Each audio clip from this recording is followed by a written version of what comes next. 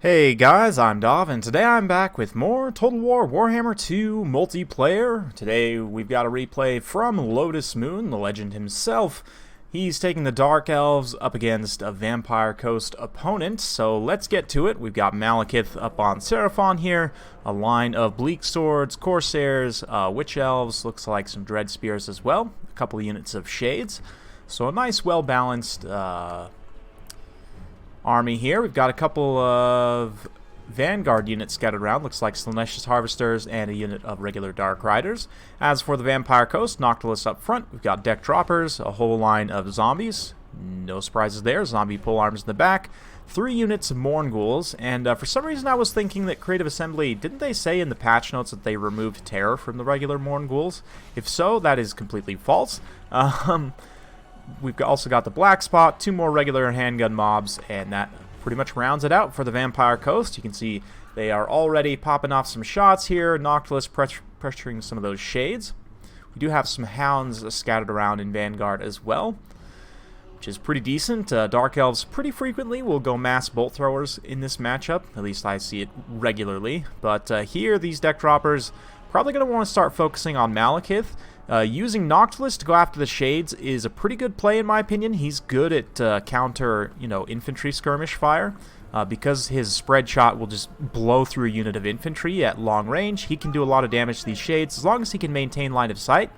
You can see the guns pop off on Malekith, but the other 2 guns are not. Malekith was sitting here for a couple seconds. These other 2 units of guns could have come forward with the Deck Droppers and all focus fire on Malekith. Instead, they kind of let him just sit there for a minute and then get away without taking too much damage in return.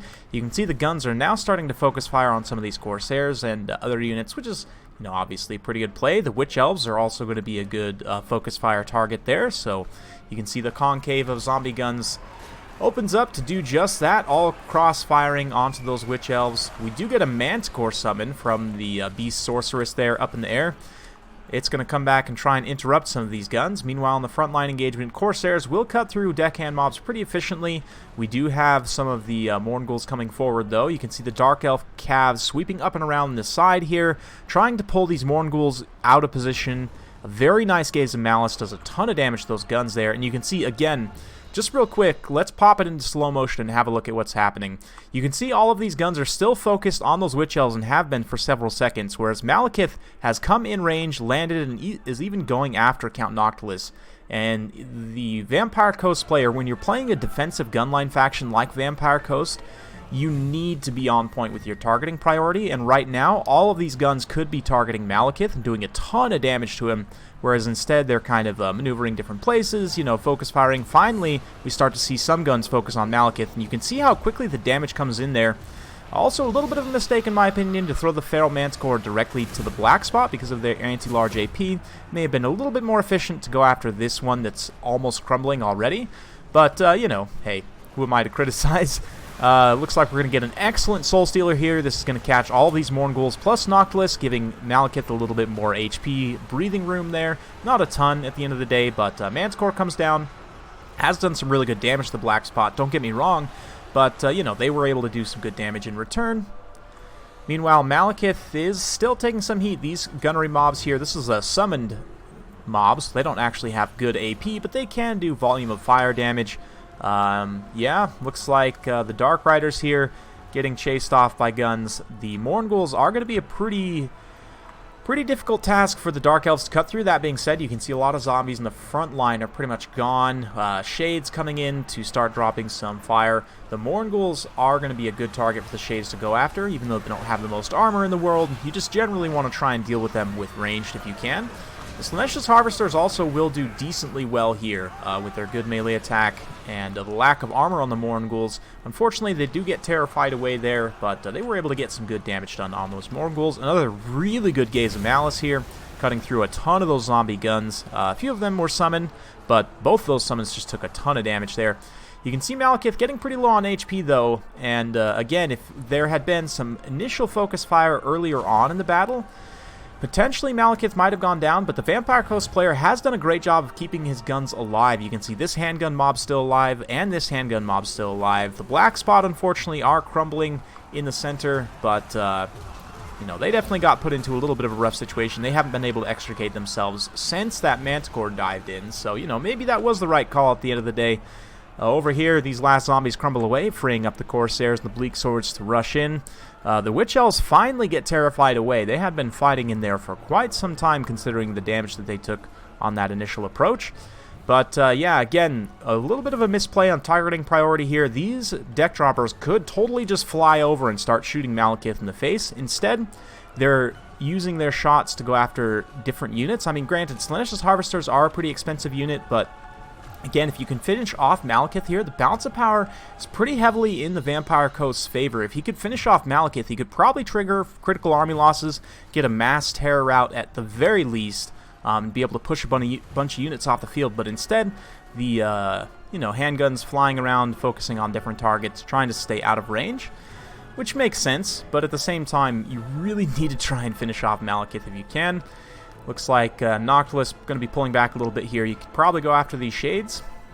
The Dark Elf Infantry getting pretty low at this point. There's not a whole lot left, mostly just a lot of tattered, you know, Bleak Swords, Dread Spears, that sort of stuff. These Slaanesh Harvesters are doing some good damage to these handgun mobs that had been exposed out on the side here, but we'll see. It's going to be a tight finish for sure. We've still got some handguns here. Again, firing into the Bleak Swords.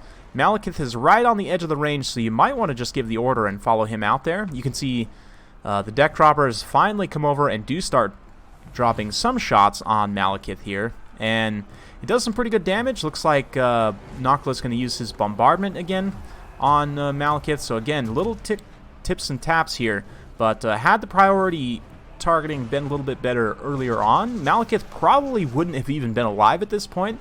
It's hard to say, but certainly credit to Lotus Moon here for trying to pull Malekith away. You can see him constantly trying to like dodge shots and stuff here, just like that, to try and force misses and waste a lot of ammo. He's also been very efficient with those Soul Stealers, making sure Malekith keeps the healing that he needs to. That being said, Malekith's super low at this point, down below 400 HP. Things are not looking great for the Dark Elves here. We do still have the Beast Sorceress, though, and you can see the Bleak Swords get the Power of Darkness, meaning there is going to be more Winds of Magic pulled up at this late stage. And if there's enough for a Manticore summon, could potentially be good. It's tough to say, you know, should he use the Manticore summon, or should he try and just retain all the Winds of Magic for Soul Stealer for Malekith to try and heal him up? It does look like he's going to go for the Manticore summon here, so he pulls up the Manticore. Now, if the Manticore chooses to go directly after Noctilus, there's honestly not a lot that can stop him. These Mournguls will try and rush in for support here, but, I mean, the Slaanesh Harvesters are on station. We've also got some supporting infantry as well. The Shades can come in and get a little bit of crossfire. And it looks like potentially a Soul Stealer going down. And, yep, we do see a Soul Stealer on Noctilus, so that is going to regenerate a little bit of Malekith's HP, and the Manticore doing a ton of damage to him.